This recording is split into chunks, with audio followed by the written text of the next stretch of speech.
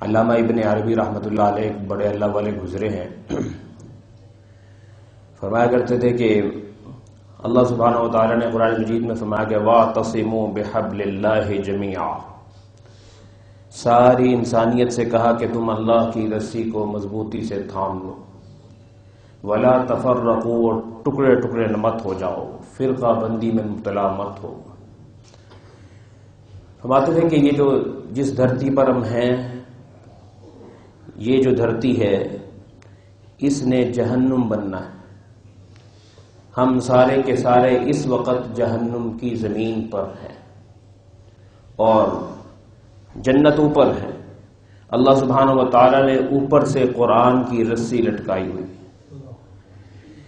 جس کی زندگی میں قرآن سے جنون ہوگا، قرآن سے پیار ہوگا، قرآن کی تلاوت سے جنون، قرآن مجید کے پیغام سے محبت، قرآن مجید کے ساتھ ہر وقت کوئی نہ کوئی تعلق، چل رہے ہیں تو قرآن، بول رہے ہیں تو قرآن، سن رہے ہیں تو قرآن، سوچ رہے ہیں تو قرآن، ایسے بندے گویا کہ یہ مطلب ہے کہ انہوں نے رسی کو پکڑ لی۔ جنہوں نے رسی کو پکڑ لیا، فرمایا کہ محشر کے میدان میں اللہ تعالیٰ اس رسی کو اوپر اٹھا لے۔ جو اس رسی سے جڑا ہوا ہوگا وہ سارے اوپر اٹھا لیے جائیں گے۔ اسی طریقے سے یہ دنیا کی جتنی مساجد ہیں ان کو بھی اللہ تعالیٰ اوپر اٹھا لیں گے۔ مساجد کی زمین سے جو پیار کرنے والا ہوگا، 5 وقت کی پابندی، جمعے کی پابندی، نمازوں کی پابندی، اعمال کی پابندی، بار بار بہانے سے مسجد میں آنا جانا جس کا لگا ہوگا، یہ مسجدیں بھی اوپر اٹھا لی جائیں گی۔ بیت اللہ بھی اوپر، بیت اللہ کی سرزمین کو بھی اوپر اٹھا لیا جائے گا، مسجد نبوی کی سرزمین کو بھی اوپر اٹھا لیا جائے گا۔ تو یہاں جہاں ہم بیٹھے ہوئے ہیں یہ جہنم کی زمین ہے۔ فرماتے تھے کہ یہاں پر ہم سکون کی تلاش کر رہے ہیں۔ جس جگہ نے کل کو جہنم بننا ہے اس میں کیا سکون ملے گا؟ اس لیے اگر سکون چاہتے ہو تو سکون کا مرکز وہ قرآن مجید ہے۔ قرآن سے جڑ جاؤ۔ قرآن مجید ایسی عجیب کتاب ہے کہ دنیا میں نہ اس دور میں بھی سال میں سینکڑوں کافر اس کو جب کانشیسلی نہیں ویسے ہی چلتے پھرتے کہیں نہ کہیں قرآن کی آواز ان کے کان میں چلی جاتی ہے، ان کی آنکھوں میں آنسو آ جاتے ہیں۔ یہ ظالم مسلمان ہے جس کو رونا ہی نہیں آتا۔ غیر مسلم سال میں روزانہ کوئی نہ کوئی ایسا واقعہ ہوتا ہے کہ جناب وہ قرآن سنا اور حیران ہوتا ہے۔ روس کا صدر دہریہ، جس روس میں 2 کروڑ مسلمانوں کو قتل کیا گیا، وہاں پہ جن کو حکومت ملی وہ دہریہ، وہ جب قاری عبد الباسط سے قرآن سنتا ہے اس کی آنکھیں بھی پانی سے لبریز ہو جاتی ہیں۔ سوچیں، میں نے کبھی قرآن نے مجھے بھی، میرے بھی کسی رنگ کو چھیڑا؟ کیا زندگی ہے دوستو! ہر وقت گاجر کا حلوہ، دال کا حلوہ کھایا جا رہا ہے، بادام کھائے جا رہے، پستے کھائے جا رہے ہیں۔ قرآن بھی کھاؤ یار، قرآن کی لذت بھی لو، قرآن کا ذائقہ بھی چکھو۔ یہ ذائقے فانی ہیں، دائمی ذائقہ قرآن کا ہے۔ جسے قرآن کا لطف نہیں آیا، خدا کی قسم اسے پتہ ہی نہیں مزہ ہوتا کیا، لذت ہی پتہ نہیں اسے کیا ہے۔ فجر ہے قرآن کے بغیر، ظہر ہے قرآن کے بغیر، عصر ہے قرآن کے بغیر، مغرب میں قرآن جہری پڑھایا جاتا ہے۔ امام نے کیا پڑھا؟ میری بلا سے مجھے کیا لگے قرآن، امام نے کیا پڑھا؟ جو قرآن کو سمجھنے والے ہوتے ہیں نا، وہ 3 آیتیں جو امام مغرب میں پڑھتا ہے ان کا صبح سے لے کر شام تک کا جو ایمان کا لیول گرا ہوتا ہے وہ 3 آیتوں میں قرآن کا لیول برابر کر دیتا ہے۔ پھر مغرب میں، پھر عشاء میں قرآن سنایا جاتا ہے کہ چلو اب سنو، پتہ ہی نہیں۔ آج تک مجھے یاد نہیں کہ کسی نمازی نے نماز کے بعد آ کے امام صاحب سے کہا ہو حضرت آپ نے مغرب میں جو آیات پڑھی تھیں تھوڑا سا خلاصہ سنا دیں، ایک لفظ، ضرورت ہی نہیں کسی میں۔ کیوں؟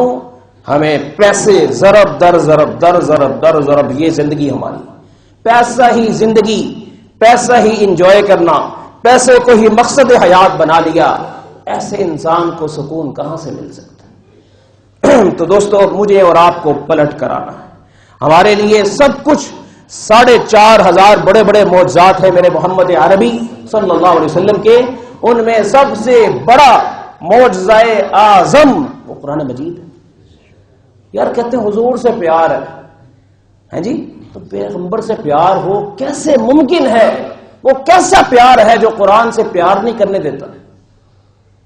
کتنی دفعہ میں نے سال میں قرآن مجید مکمل کیا، جائزہ لے، رمضان گزر گیا، وہ 8-10 مہینے گزر، کتنا قرآن پڑھا، سمجھ کے کتنا پڑھا، ترجمے کے ساتھ کتنا پڑھا، اور کسی کے پاس کتنا چل کے گئے کہ چلو مجھے سمجھا، اور جہاں سمجھایا جاتا ہے وہاں 10 بندے بیٹھے ہوتے، 5 بندے بیٹھے ہوتے، وہ کہتا ٹھیک ہے میں نہیں چاہیے۔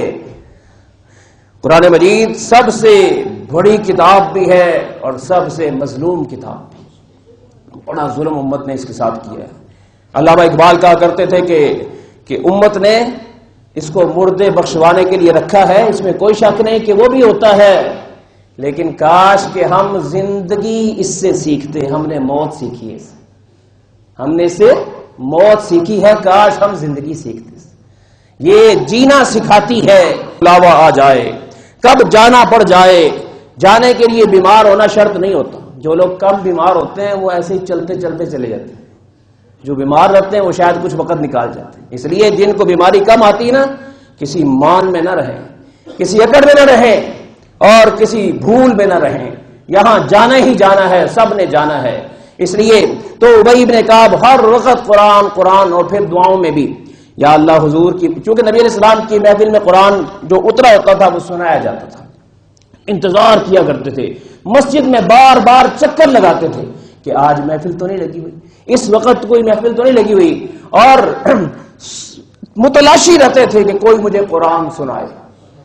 اللہ کو پسند آ گیا، اللہ تعالیٰ کو پسند آ گیا، وہی اتاری نبی علیہ الصلوۃ والسلام پر، میرے محبوب آپ سے ہم کہتے ہیں کہ آپ ابئی کے ساتھ خاص محفل لگائیں، اس میں آپ سنائیں اور ابئی قرآن سنیں۔ اللہ تعالیٰ نے قدر کی، اور چنانچہ نبی علیہ السلام فرمایا کہ ان اللہ امرنی ان اقرأ علیک القرآن یا ابئی، اللہ تعالیٰ نے مجھے حکم دیا کہ اے ابئی میں آپ کو قرآن سناؤں۔ یار کیا محبت ہوگی کہ اللہ سفارش کرے، کہاں ہے ہم؟ ہمارے گرنے کی وجہ کہ ہمارے دل میں قرآن نہیں ہے، عظمت ہی نہیں۔ جو حافظ ہے نا انہیں قرآن پڑھنا نصیب نہیں، ان کو صرف حافظ کلات لکھنا نصیب۔ حافظ کلات کیا بات، حافظ جوس کیا بات ہے، حافظ جو ہے فلاں، یہ کیا اس لیے رہ گئی؟ حافظ بریانی بننے کے لیے رہ گئی ساری؟ قرآن اس لیے نہیں تھا، قرآن مجید ہمارا اوڑھنا بچھونا ہونا چاہیے تھا۔ تو دوستو قرآن سے ہمیں جڑنا ہے۔ ابی بن کعب رضی اللہ تعالیٰ عنہ کو نبی علیہ السلام نے جو طلب کیا، فرمایا کہ اللہ تعالیٰ نے حکم دیا ہے کہ میں آپ کو قرآن سناؤں۔ کہنے لگے یا رسول اللہ اسمانی ربی، آپ مجھے جو خاص آپ نے بلایا تو سارے مسلمان اور بھی ہیں، تو کیا رب تعالیٰ نے مسلمانوں کو سنانے کا حکم دیا ہے یا ابئی کا نام لیا؟ تو آپ علیہ السلام فرمایا کہ ابئی عرش والے نے تیرا نام لیا۔ کیا درجہ ہے، قرآن بندے کو کتنا بلندیوں پہ لے جاتا ہے۔ خدا کے لیے دوستوں میں اور آپ بھی اگر فضل کلام اللہ علی سائر الکلام کفضل اللہ علی خلقی، جیسے اللہ کا رتبہ مخلوق پر ہے ایسے ہی اللہ کے کلام کا رتبہ مخلوق کے کلاموں پر ہے۔ اشعار سنتے ہیں، خبریں سنتے ہیں، نیوز سنتے ہیں، کیا کیا ڈبیٹیں سنتے ہیں، اور بھائی اللہ کے کلام کو بھی سنو۔ اتنے اچھے اچھے قاری، نیٹ کا دور آ گیا، چاہو تو حرم کے امام کو سن لو، چاہے تو مصر کے قاری کو سن لو، چاہے تو ملیشیا کے قاری کو سن لو، چاہے تو پاکستان کے قاری کو سن لو، لیکن طلب ہی نہیں ہے۔ سوتے ہوئے جناب نیوز سنتے سنتے سو جاتے ہیں۔ خدا کے لیے قرآن لگایا کریں، ترجمے والا قرآن لگائیں، چند 10 آیتیں 20 آیتیں 30 آیتیں ترجمے کے ساتھ سنتے سنتے 10 منٹ لازم کر دیں کہ میں نے نہیں سونا جب تک 10 منٹ قرآن کو نہیں دیتے، میں نے نہیں سونا، کچھ بھی ہو جائے، زندگی کا معمول بنا لیجئے۔ اس سے آپ کی زندگی میں خوشگوار تبدیلی آئے گی، اس سے آپ کی زندگی میں بہتریاں آئیں گی، اس سے آپ کی زندگی میں بیلنس آئے گا۔ قرآن کو عزت آپ نے کیا دینی ہے؟ قرآن تو خود عزت والے کی کلام ہے، یہ آپ کو عزت دلائے گی، یہ آپ کے مسئلے حل کرے گی، یہ آپ کے کام بنائے گی۔ تو دوستو ابی بن کعب کو نبی علیہ السلام نے قرآن سنایا، پھر ابی بن کعب رضی اللہ تعالیٰ عنہ رونے لگے کہ یا اللہ آپ اتنے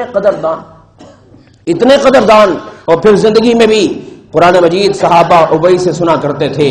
عمر ابن کعب، حضرت عمر فاروق رضی اللہ تعالیٰ عنہ نے جب 20 تراویح کا سارا مشاورت کی کہ اب 20 تراویح ہوا کریں گی مسجد نبوی میں، سب سے پہلے رسول اکرم صلی اللہ علیہ وسلم کے دور میں 2-3 دن ہوئی، بس چند 10 تراویح ہوئی، اور بعض کہتے ہیں 20 ہوئی، لیکن اس کے بعد باقاعدہ مہینہ نہیں ہوا۔